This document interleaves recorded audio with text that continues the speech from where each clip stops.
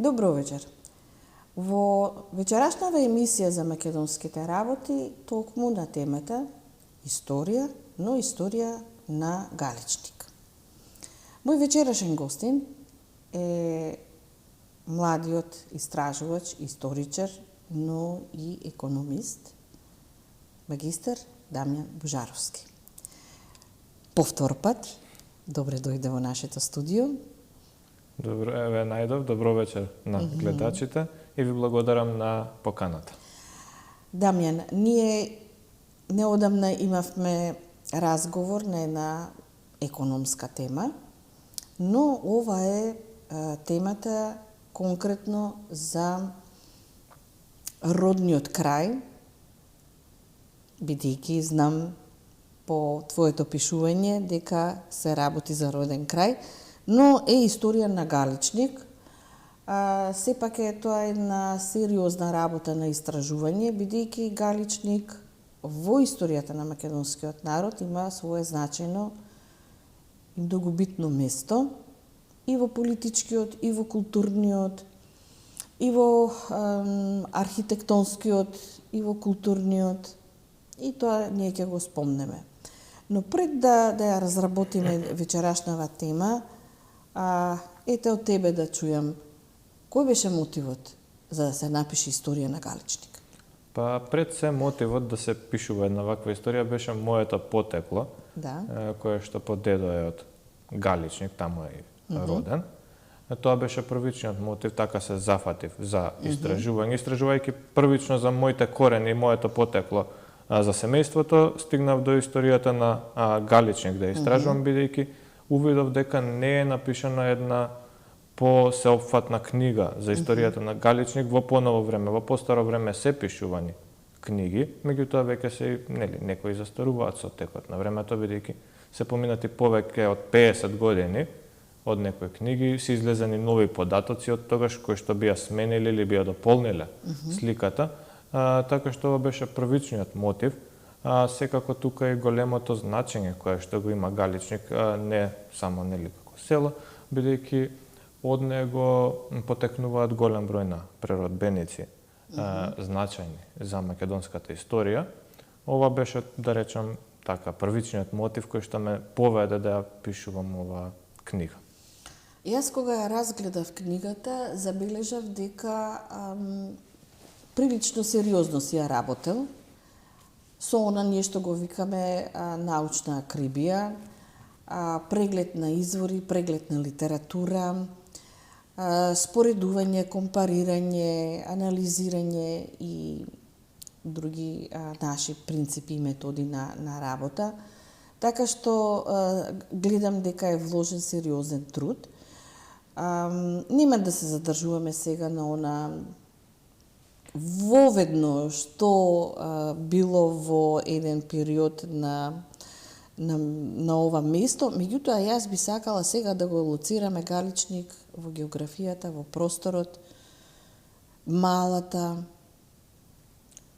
Значи, Галичник се наоѓа во западниот дел на Македонија, поточно во реканскиот, односно малореканскиот предел, така наречен малорекански по течението на Мала река, која што е притока на Радика, а целиот тој предел по течението на Радика се нарекува Рекански регион. Во овој регион има и други села кои што се населени од истото население, така наречените мијаци, кои што не се племе, ќе навлеземе подоцна, сега чисто така за гледачите. Значи, овој предел е населен од ова население мијаци. Сега веќе голем број од овие села се раселени или со многу малку жители. Така што сместен е на планина, односно на планината Бистра, на висока надморска висина од над 1200 метри надморска височина. Што е друго карактеристично, споменавте малата, ги споменавте. Малата во Галичник се менувале, како што растело селото и се развивало, дури своевремено е прогласено и за градче во одреден историски период. Подоцна повторно се намалува населението и опаѓа.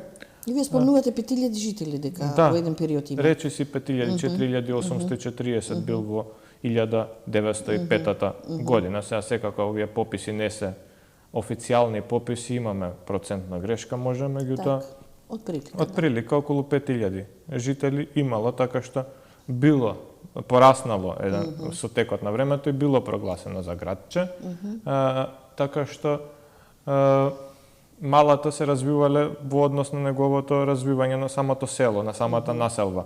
Првично биле помалку мала, меѓутоа со текот на времето стигнало до 8-9, негде може и повеќе мало да сретнеме, зависи од поделбата, бидејќи некои мала се нарекувани и по семејствата кои што живееле, како се ширеле повеќе куќи од тоа семејство во тоа мало, за да денес имаме околу 5 мало до таа бројка. Дојдов јас, тоа е интересно, значи преку малата можеме да го видиме и развојот и потоа растот и потоа и опаѓањето на оваа населба која што денеска за жал е раселена. Имаме 2 жители, односно 1 жител, мислам дека веќе постојан. Така што таа населба веќе е раселена, речиси.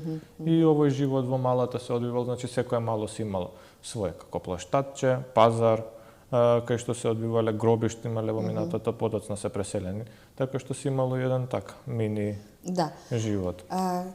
Кои се мијаците? Вие имате една така сериозна разработка на потеклото, теориите, размислувањето за мијаците, но ете да се концентрираме на она што е како ваше согледување. Кои се мијаците? Да, тоа е многу интересно прашање, бидејќи имаме различни спротивставени мислења, а извори од периодот на нивното населување немаме, односно за нивниот настанок за сега не се познати никакви извори. Имаме теории кои што сметаат дека мијаците се посебно племе.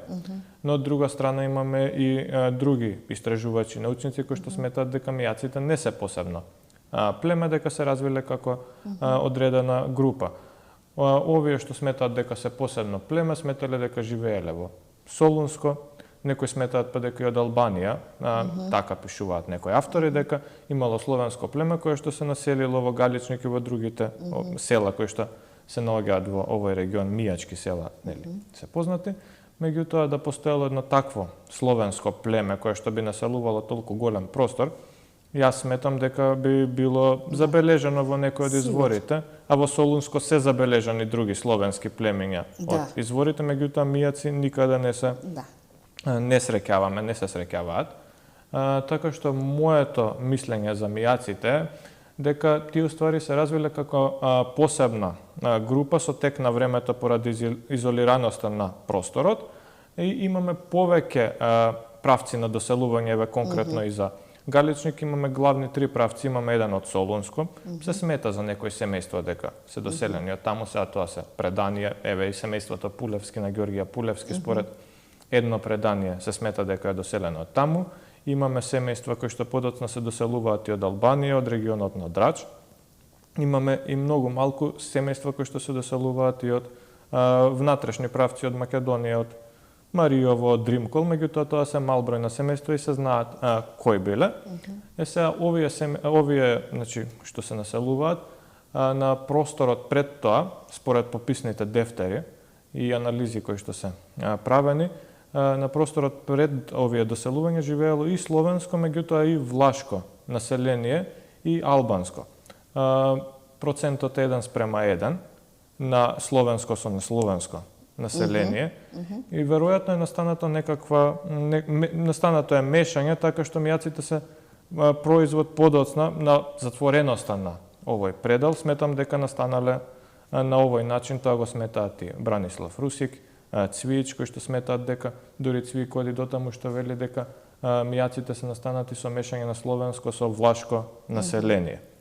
Иако мене ми недостасува една посериозна анализа на терминот влашко од страна на споменативе проучувачи, бидејќи сепак во еден период, посебно во феудализмот, може да биде и социјална стратификација. Според занаетот, а тоа се сточари, фактички, кои што го добиваат терминот власи. Така да не забележувам кај овие двајца проучувачи да го различат или раздробат на еден научен начин етнонимот, да речеме, од соционимот. Така што ние оставаме, наши колеги кои што се занимаваат со ова практика научна да го истражат ова прашање, но во секој случај вие спомнувате и за првиот пишан документ во кој што се спомнува селото Галичник. Кога е тоа заведено? Значи, тоа е османлиски документ, односно османлиски пописан дефтер од 1467 година. Така, значи веќе тоа е 15-тиот век, каде што за прв пат се споменува Галичник. Сега во тој документ Галичник се споменува како ненаселено село. И не е само тоа село, туку се наоѓаат 14 села во целата реканска нахија се ненаселени, имаме и во другите околни нахии ненаселени села. И тоа се должи на Скендербеговото востание, кој што се случувало во претходниот период непосредно пред тоа, и населението било избегано. Меѓутоа, што ни говори овој податок? Овој податок говори дека селото постоело од пред тоа, бидејќи доколку не постоело како село, не би било заведено во пописен дефтер, па макар и ненаселено. Меѓутоа, ова е првото споменување во некој документ. Подоцна веќе во 16-тиот век имаме повеќе споменување не само во османлиски пописни дефтери, имаме споменување и во црковни кодики, поменици и така натаму. Значи веќе во тој период се споменува. Меѓутоа, веројатно е настанато 15 сигурно постои, меѓутоа може би 14 не можеме со сигурност да ја утврдиме староста, треба да се спроведат археолошки ископувања доколку се останати остатоци за да се утврди староста на населбата. Има преданија дека е основана околу 10 век. Има некакви ископувања, меѓутоа се направени од еден автор на една книга кој што не бил археолог. И откопани се неколку гробови за кои што е утврдено дека староста на скелетите е стара 1000 години од страна на судска медицина. Меѓутоа повеќе не е направено нешто за да се истражи. Значи имаме населеност на тие простори континуирано сигурно, меѓутоа за повеќе би требало да се спроведат и такви истражувања или доколку се појави некој нов пишан извор. Османлиската власт е позната по тоа што не се интересира собирањето на даноци, но тоа е за нас па интересно затоа што таа ни остава на тој начин и пишани документи, односно пописните дефтери. И забележувам дека го спомнуваш пописниот дефтер од 1583 година. Што податоци може да извлечиме од тој попис од крајот на 16-тиот век? Да, значи го споменувам овој попис и овој попис е значаен бидејќи во овој попис веќе се наведени имињата на главите на семејствата кои што го населуваат Галичник. Првиот попис што го споменав, кажавме дека Галичник е ненаселен. Значи подоцна жителите се вратени, не знаеме колку се вратиле, колку не се вратиле, не можеме. Зошто се вратиле? Да, имало амнестија инаку, за тоа се враќаат, меѓутоа колку не можеме да утврдиме. Имаме еден попис подоцна од 30-тите години на 16 век, меѓутоа во него тоа е збирен попис, само се наведува дека имал 32 семејства и едно вдовичко семејство, односно 33 семејства и толку. А овој попис од 1583 е значаен бидејќи не се наведени главите на семејствата, можеме да ги видиме имињата на овие глави на семејства со татково име, значи се наведени. Можеме да ги видиме даноците кои што се плаќале, значи колку било оптоварено населението. Треба да се напомене дека се гледа дека сите жители се христијани. Околу самото дали се словени или има и влашко население не може со сигурност да се тврди. Да се проучува. Да, и многу е тешко да се утврди само врз основа на имињата, бидејќи нели имињата се прифатени од христијанската богослужба, имаме општо христијански имиња, се, просторот е голем во секој случај и не можеме да изведеме едноставни заклучоци. Да, тоа е тешко. Иако има некои имиња кои што можеби би биле еве Јани Димитри, да речеме дека можеби е Влав, меѓутоа не мора да значи, може да се и едноставно со словенско потекло. Исто е значено што од овој попис гледаме дека Галичник е веќе дрвенџиско село. Што значи дрвенџиството во османлиската држава? Значи дрвенџиството е застапено не било само карактеристично за Галичник, било и за други населби, села, па дури и градови. Значи дрвенџиите се луѓе што чуваат некој пат или некој премин, а за возраст се ослободени од некои даноци. Значи тука Галичник е ослободен од вонредните даноци гледаме, има намалено некои даноци и всушност тоа е повластицата, односно поволноста за тоа што Галичник е дрвенџиско село и неговите жители го чуваат патот на Бистра. Која е главната стопанска дејност во тој период? Главната стопанска дејност е сточарството во тој период и тоа е интересно што можеме да го согледаме многу рано.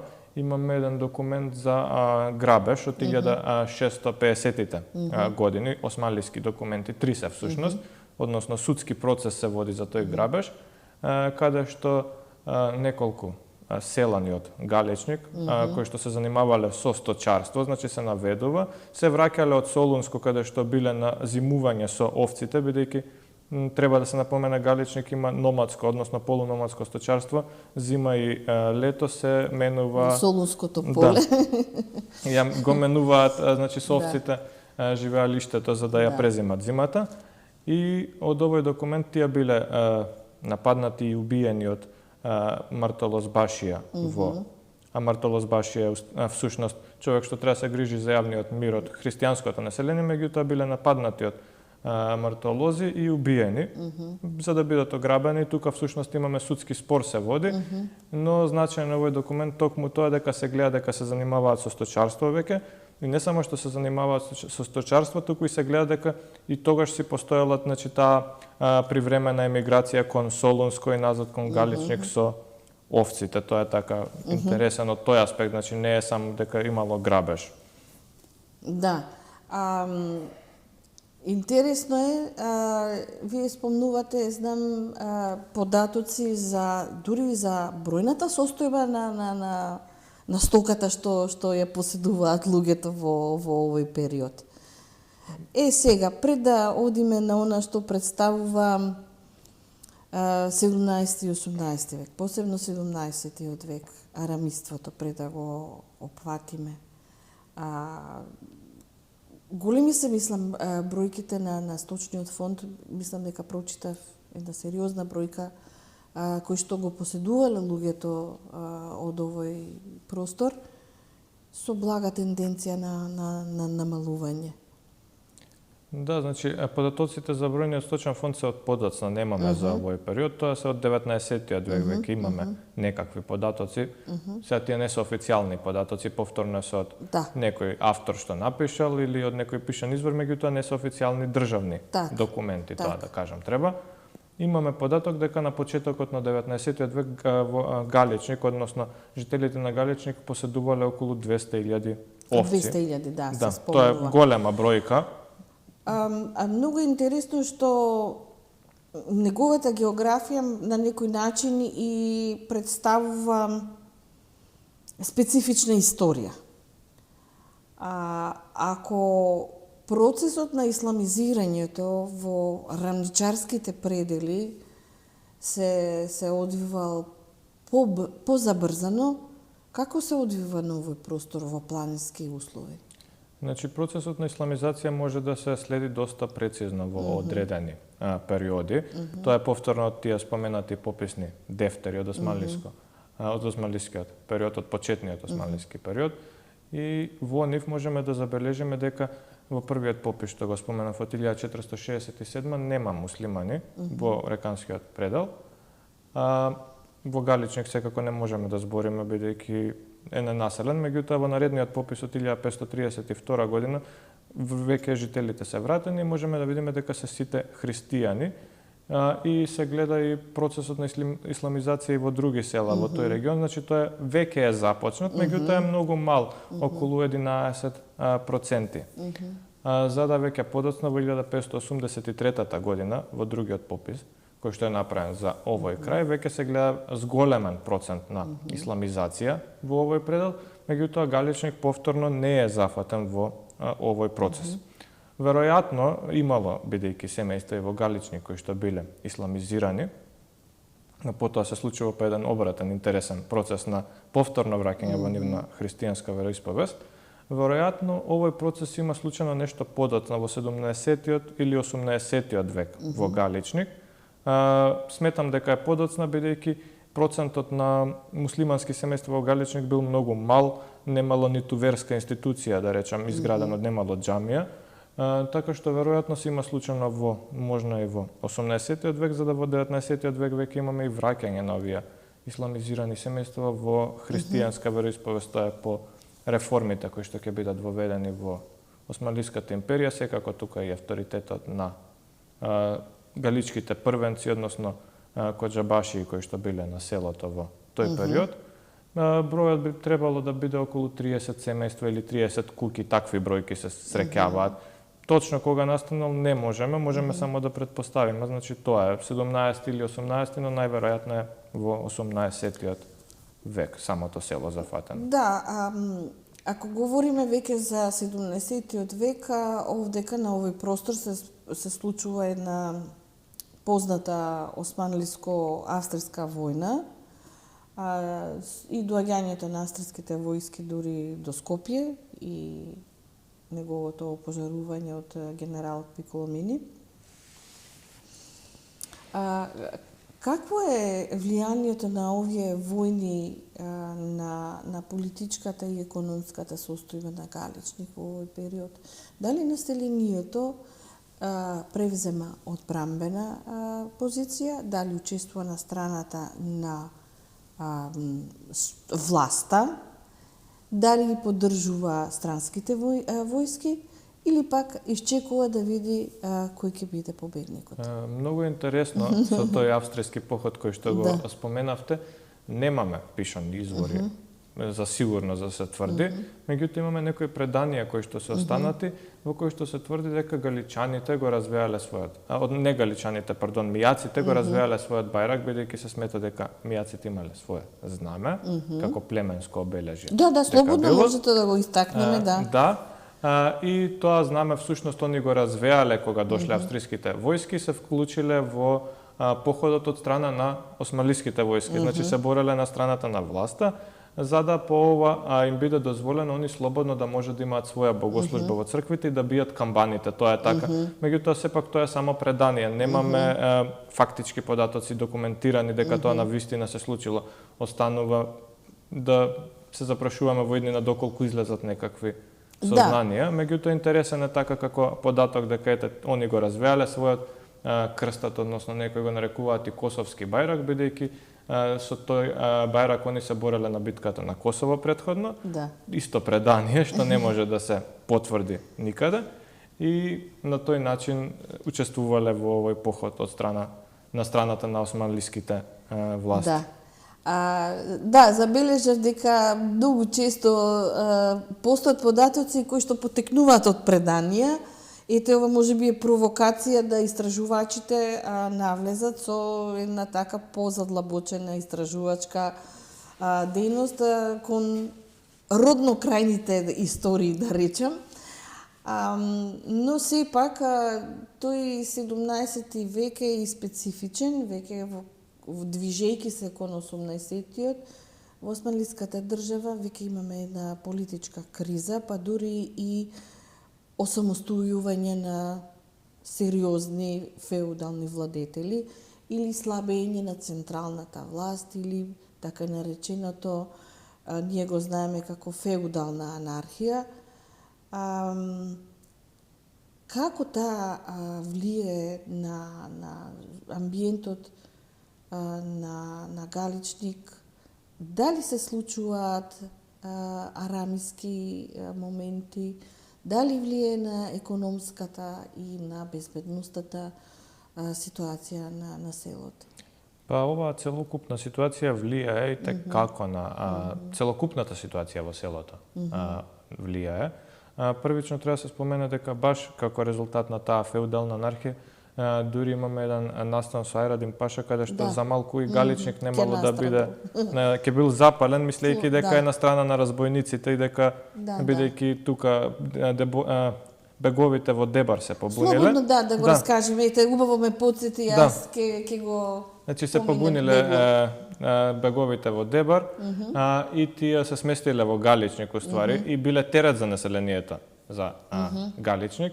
И Ајрадин Паша тргнал со своите војски да ги победи овие побуненици и разбојници, да ги наречеме, против власта.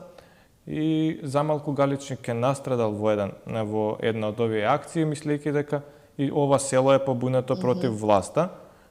Повторно тука постојат тие преданија за тоа како било спасено селото, дури се испеани и песни за овој настан, за Ајрадин Паша, Александар Сариевски, најпознат е, дека е галичанец, ја пее оваа песна, меѓутоа ја пеат и други. Имаме и други песни и селото среќа се спасило. Значи, веројатно и поради авторитетот на коџабашиите било докажано дека не е потоа има уште едно востание во кое што Галичник повторно за малку не настрадал, меѓутоа се спасил, но се одразило. Не се одразило само на овие два настани кои што ги споменав. Да, имаме и зголемување на разбојништвото, особено бидејќи во таков предел се наоѓа планински. Галичника... Дали доаѓаат од западната страна, од, да речеме, условно земени албанските феудални поседи, дали Па од таму? западната страна, меѓутоа имаме и од Дебарско, И од да Дебарско речеме. има, да. Самите бегови учествувале многу да. често во овие напади, значи и они биле предводници на некоја разбојничка банда која што го напаѓала, бидејќи не биле напаѓани само таму, всушност, бидејќи галичаните се познати како што спомнав и не само сточари, туку и печалбари се. Така што они патуваат често и на самите тие патишта они често настрадувале, меѓутоа и самиот Галичник бил напаѓан од овие разбојници. Тоа се одразило на економската положба и на делумно доаѓа до негово иселување. Меѓутоа тоа е малку и подоцна веќе кога османлиската власт слабе, особено кон крајот на 19-тиот и почетокот на 20-тиот век имаме засилување на овие грабежи во Галичник. Познато е дека имаме луѓе кои што потекнуваат од Галичник, а се дел од македонската природба, па и револуционерна дејност. 19-тиот век е особено значаен за појавата на познатите Ѓорѓе Пулиски, го спомнавте, Партенije Зографски, кој што е еден од прилично учените луѓе во тој период. Панајот Гиновски го спомнавте. Ајде малку за тие луѓе Да, па значи да ги афирмираме. Тоа е многу интересно, бидејќи сите тие потекнуваат од Галичник. Да. И потоа е уште една од значајните работи за Галичник, да кажеме. Значи, овие сите луѓе живеат и во еден сличен временски период. Така е. Потекнуваат од самото село, еве Ѓорѓе Пулевски го има кој што е многу значаен. Дури се подпишува Мијак Галички. Мијак Галички, тоа е доказ дека он имаме некои што тврдат дека мијаците се срамеле од своето име, некои автори постаро пишуваат, мислам, пред 100 години, меѓутоа тоа е доказ дека всушност не било понижувачко името Мијак, бидејќи он гордо во 1875 година имаме во еден надпис од весник, меѓутоа и во своите книги кои што се подпишува Мијак Галичник, Галички. Тоа е значаен, нели, бидејќи ги издава тријазичниот, четиријазичникот. Да, речниците ги работи така. Понатаму го имаме Партенije Зографски со своите книги и со својата дејност, Панајот Гиновски, кој што го споменавте, он има значаен, ни представува извори за Галичник, неговиот зборник кој што е собран подоцна, меѓутоа имаме и други ракописи, нели, од него кои што се останати. Имаме и многу други лица образовани од Галичник, не се вклучиле во природбата, меѓутоа и кон крајот на 19-тиот век имаме образовани луѓе, имаме доктори, како што бил Исаило Хаџиевски, кој што се школувал во Австрија во 1890 година, што е прилично порано, да речем. И ја направив дури една статистика со статистички примерок, малку е подоцнежно, од Балканските војни имавме податоци за лица што се бореле во Балканските војни, бидејќи имаме прецизни податоци за нивното образование, дали биле писмени, и дојдов до податок дека само околу 5% од населението, машката популација збориме, бидејќи само за машка популација имаме податок, биле неписмени, значи останатите биле писмени, било да завршили, имаме таму податок колку биле со прв клас гимназија, колку со втор, колку завршиле основно школа, меѓутоа тоа е еден значаен податок и мислам дека ова е одраз на нивната, на печалбата од Галичник, која што била застапена, и на самото сточарство кое што довело до голем развој на местото, па веројатно имале луѓето можност да се школуваат. Да, сега ме поттикна да размислувам што велат податоците. дали појавата на печалбарството, кое што го спомнуваме, е дел од постојаната сточарска дејност, односно она мигрирање зиме-лете, нели, во еден период на планината, во друг период на полето, или веќе самата економска ситуација во Испанската држава влијае на потикнување на печалбарството, односно наоѓање на некој нов излез во актуелната состојба. Па пределот каде што се наоѓа Галечник, веќе споменав, е планински. Да. И населението можело да се занимава со сточарство, а со земјоделство не може да се занимава, бидејќи многу малку култури земјоделски виреат, жито не расте во тој крај, така што населението главно се занимава со сточарство, како што споменав, но се јавува и печалбарството. Кога точно се појавило, не може да се утврди, веројатно постоело и тоа од секогаш, сепак постои таа традиција машкото. Тие се динамични луѓе. Извршувајќи својата дејност, извршуваат и динамична промена на машкото население од секогаш имало традиција да се само старите и земоштените, децата мали и жените останувале во селото. И не само Галичник, и сите тие мијачки села така на тој начин функционираат во главном. И постоела таа традиција, веројатно печалбарството постоело од секогаш и тоа како појава, меѓутоа доаѓа до засилување со опаѓањето на ситното сточарство во 19 век.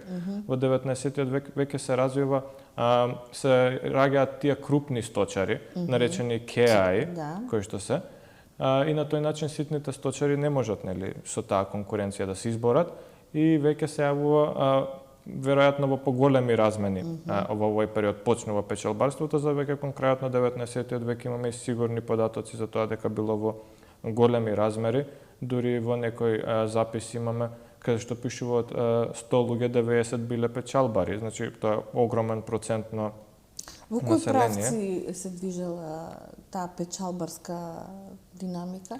Па таа се движела во разни правци, се движела низ целата Османлиска империја.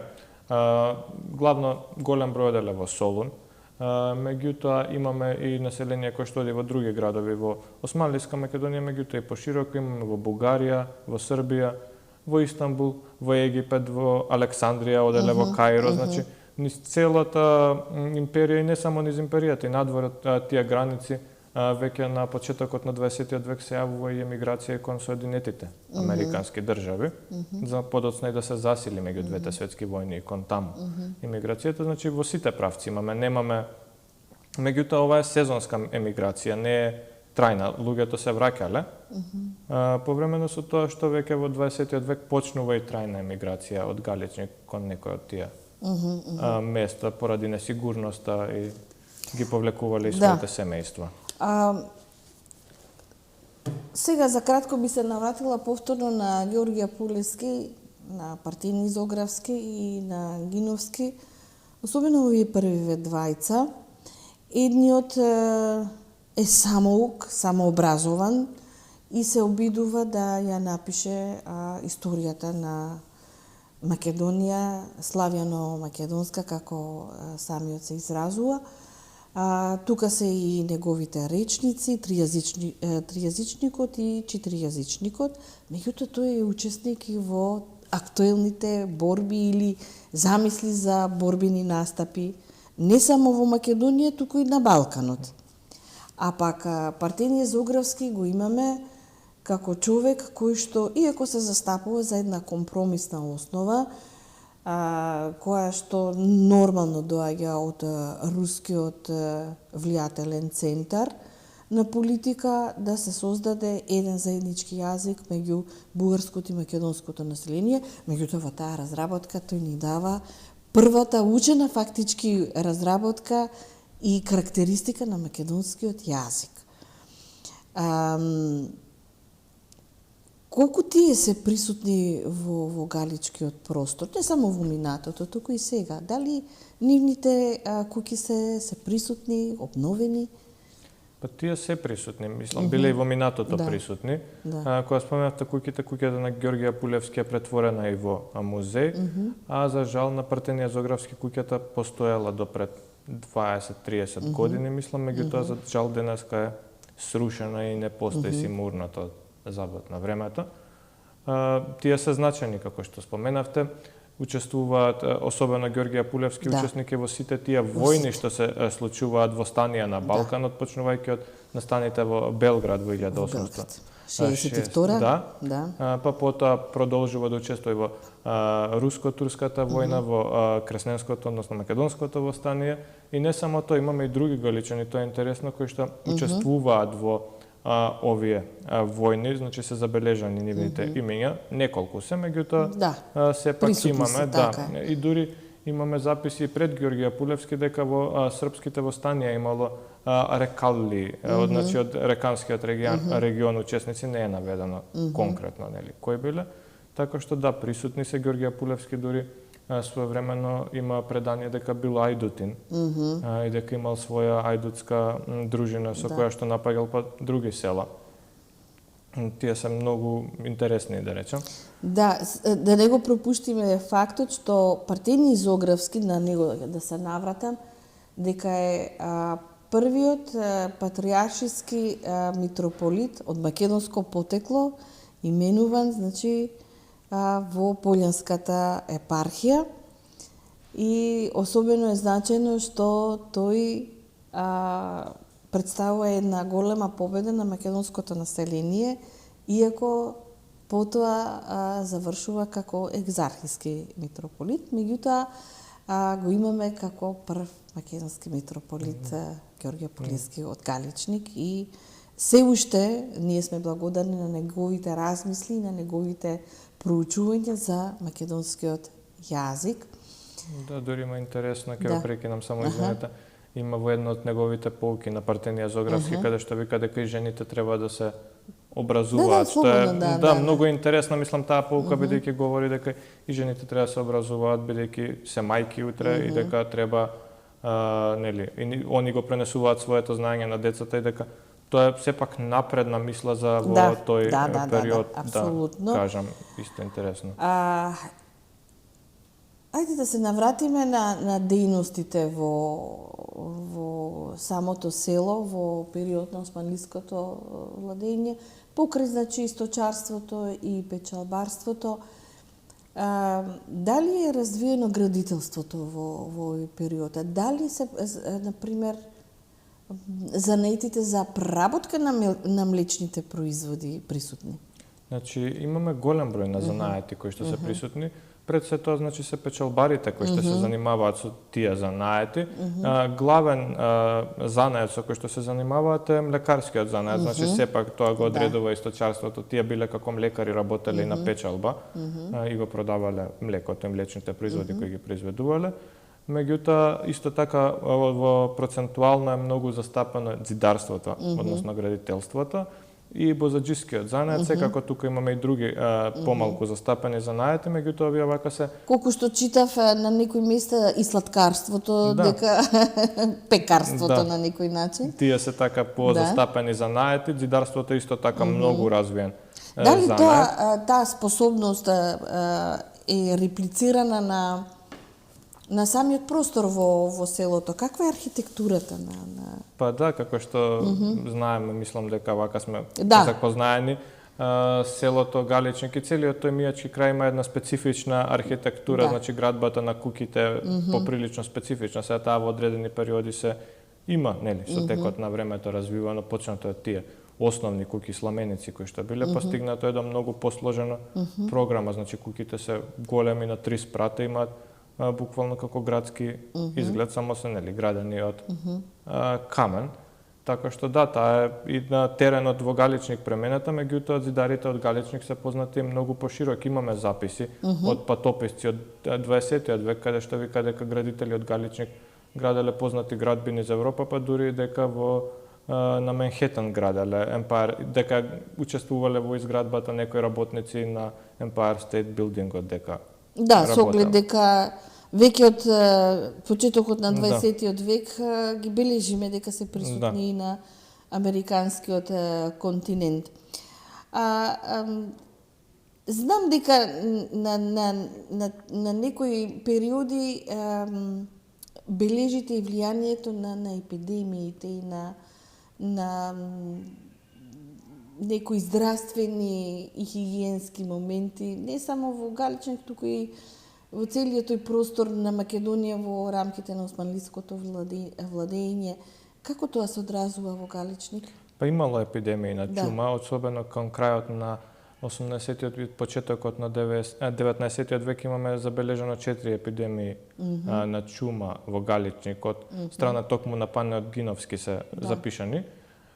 Секако дека тие се одразуваат не само на намалување на популацијата на населението, се одразуваат и на целокупната економија, значи предизвикуваат застој во економијата, меѓутоа треба да се истакне дека сепак хигиенските прилики во Галичник биле многу на повисоко ниво, имаме од почетокот на 20-тиот век, од 1900 година, патеписци и кои што го посетиле Галичник, значи странски патеписци, кои што зборат за хигиената, за чистотата во куќата која што ја имало, и дури е забележено интересен момент дека се спиело на кревети, што за тој период е доста револуционерно, да речем, бидејќи имаме во Скопје формиран 30-тите години хигиенски завод кој што требал да ги учи луѓето да спијат на кревети, бидејќи на многу места се уште не се практикувало.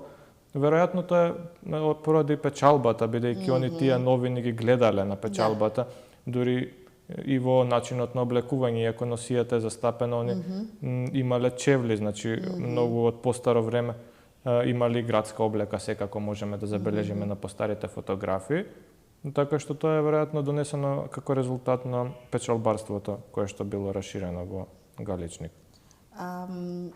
Спомнавме дека и Ѓорѓе Пулиски има своја дружина, фактички во оној бунтовен период кога постојат дружините и тајфите, но исто така и во времето на револуционерната организација има луѓе кои што учествуваат во самата организација.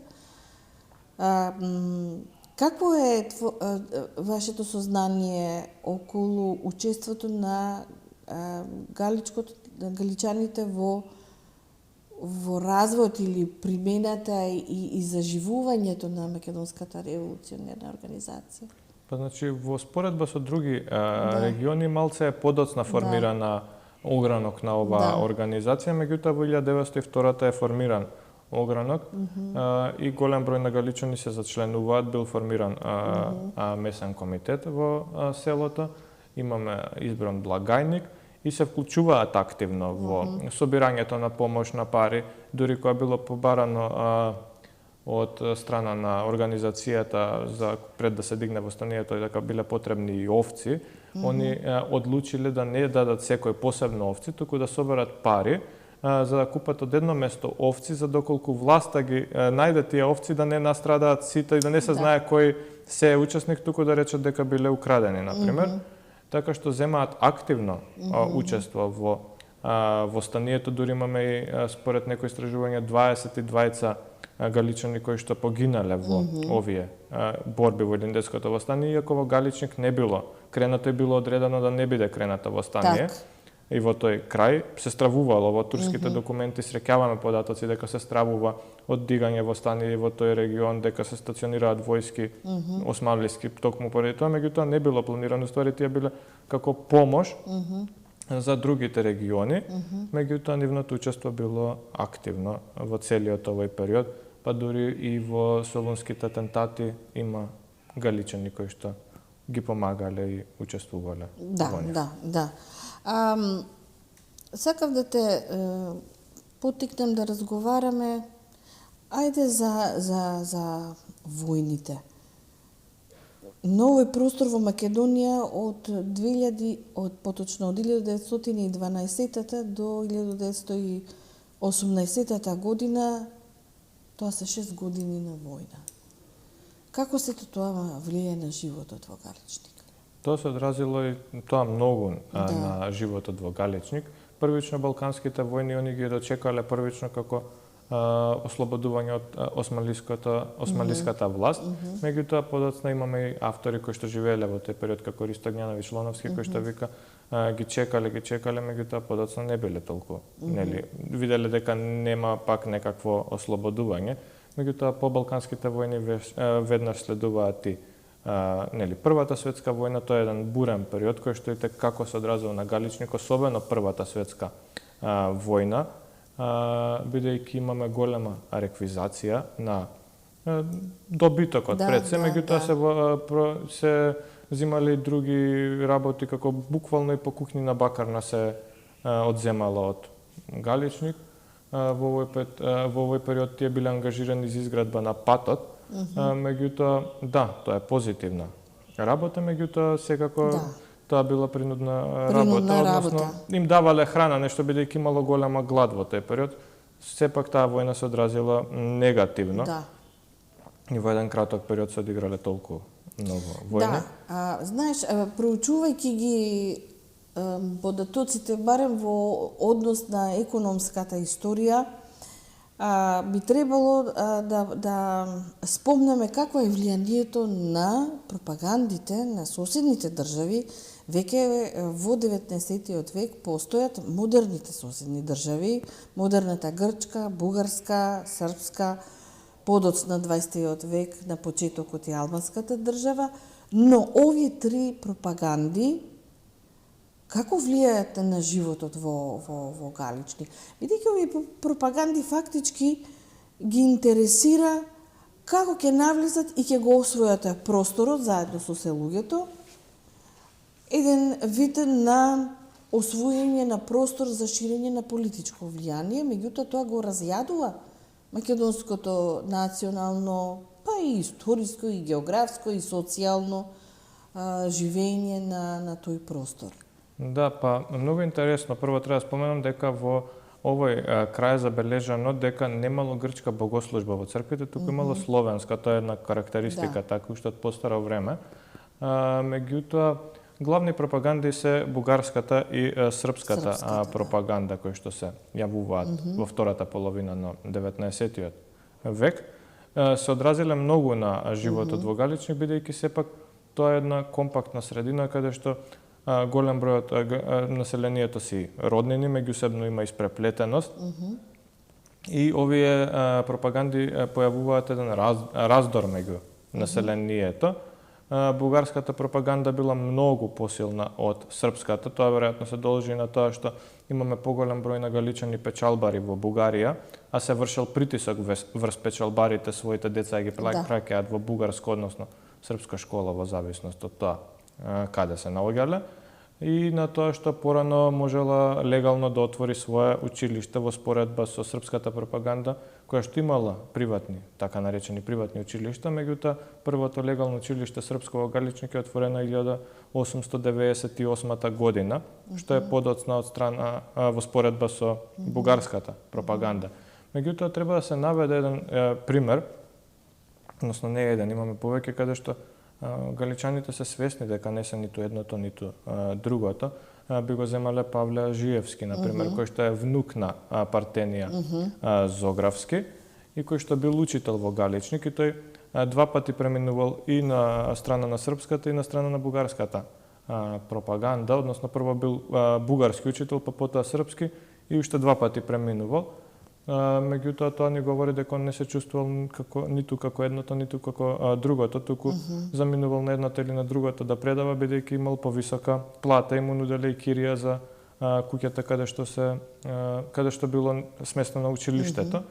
И дури имаме и една мисла запишана од него, ако е како предание повеќе, меѓутоа кажал дека тој не е од камен и дека му понудиле поголема плата, и за тоа, значи исто како денес, како некој би заминал за поголема плата на друго работно место, може да споредиме, а имаме примери од Ристо Огњановиќ Лоновски, кој што дури и пишува своја книга, која што ја завршува 1939 година, значи пред формирањето на македонската држава, каде што јасно во книгата пишува дека сака да каже, се он го пишува тоа на дијалект, јас ќе парафразирам, него кажувам цитатот, меѓутоа вели дека галичаните не се ниту срби, ниту бугари, дека се браќа и со едните и со другите, но дека се нешто сосема друго. Тоа јасно ни говори дека сепак имало одредена свест за овие пропаганди, иако тие со со своите служби и со своите пари действувале на овој простор. Следејќи ја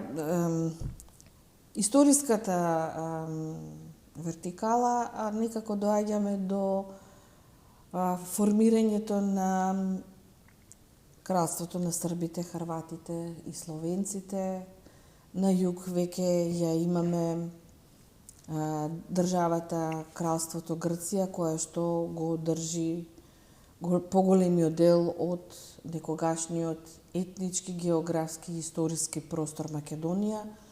Еден мал дел има и во Бугарија, поточно со Букуришкиот мировен договор доаѓа до поделба на тој македонски етнички, географски и историски простор. Како тоа влие на економското, односно на стопанскиот живот на Галичник? Значи, новите граници се одразиле многу на стопанскиот развој на Галичник, пред се на сточарството, бидејќи галичаните споменавме, па и не само во Галичник, и на сите овие села кои што се занимавале со полуномадски начин на сточарство, они претходно во Османлиската империја немале граници и можеле слободно со овците зимно време да заминуваат на зимување во потоплите морски краишта. Меѓутоа со поставувањето на граници, односно српска, грчка држава, бугарска држава, повеќе не било возможен премин. Бил возможен, меѓутоа тука имаме веќе воведување на царини, што не било економски исплатливо, и тоа се одразува многу драстично за опаѓање на сточарството во овој период. Токму тие граници се еден од главните фактори кои што допринесуваат за опаѓање на сточарството. Секако со опаѓањето на сточарството доаѓа и до одреден процент на иселување, иако се уште имаме силно сточарство, меѓутоа бројот на овци е далеку помал, мислам. Галички кашкавал, сирење биле произведувани, галичкиот кашкавал дури имаме во 30-тите години дека се продавал не во Југославија тогашна, туку се продавал надвор во Египет, па дури во Њујорк можело да се сретнима такви надписи во весници, што сепак говори дека бил познат и баран, меѓутоа границите го направиле своето да ова сточарство во голема мера опадне веќе во овој период. Видов во книгата дека го проучуваш и периодот на народно-ослободителната борба, дека го третираш прашањето и за учеството на галичаните во народно-ослободителното движење и ослободувањето на Македонија. Дали тоа ќе го поминеме, па после ќе преминеме веќе на една посовремена тема? Да, значи тој период, бидејќи се работи за целокупната историја на Галичник, во книгата е обработен и овој период. Гледам и за создавање на социјалистичка, комунистичка келија, партија и сето тоа, мислам.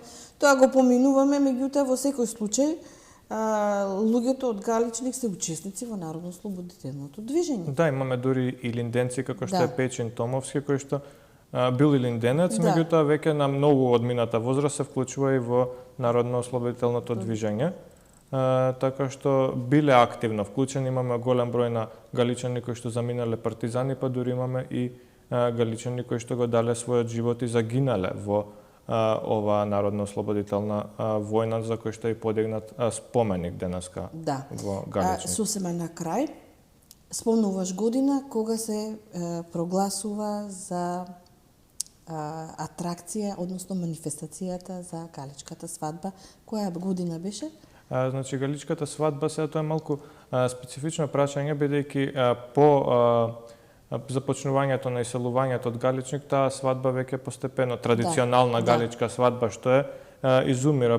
Се прави во 1958 како вештачка свадба, меѓутоа подоцна во 1960-тите повторно се прави, за да веќе таа била вештачка свадба, значи не била свадба во денешна смисла. Како што сега се изведува. Да, се правела со сите обичаи како што била, меѓутоа не се спроведувала вистинска венчавка. Имало, значи, како статисти, да речеме, учествували кои самото население, за да веќе од 1990-тите години се започне повторно, да, таа си продолжува, нели, традицијата да се одржува галичка свадба, меѓутоа сега повторно имаме венчавање во црква. Значи, сега, тоа е скратена пак верзија, ако трае 3 дена галичката свадба во минатото, доколку гледаме, ги читаме обичаите, траела многу подолго во однос на тоа што е денеска, меѓутоа денеска нели сведена на еден викенд, меѓутоа сепак се практикуваат тие главни обичаи што се практикували во минатото.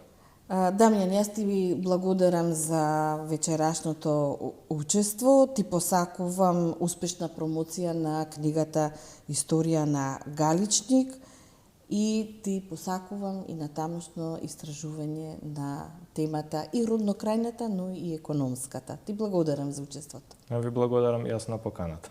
Драги гледачи, овде завршува денешното издание на емисијата за македонските работи. До следната емисија, секое добро.